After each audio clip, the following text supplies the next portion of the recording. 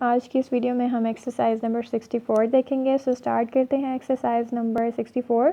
اور ہمیشہ کی طرح اگر کوئی بھی مسٹیک ہو تو پلیز مجھے بھی کمنٹس میں بتا دیں تاکہ میں بھی اس کو کریکٹ کر لوں. سو سٹارٹ کرتے ہیں ایکسرسائز نمبر 64. والد صاحب اپنے بیٹے کو ساتھ لیے مدرسے گئے. The father went to the school along his son. Next ہے بیٹے کی عمر 5 سال تھی. The age of his son was 5 years.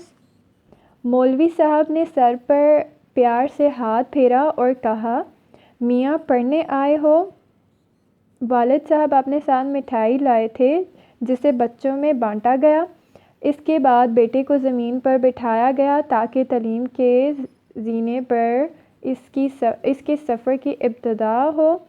اب تو ایسے طور طریقے ہیں آئی گیس ادھر نہ ہوگا. اب تو نہ ایسے طور طریقے ہیں اور نہ مٹھائی بانٹی جاتی ہے.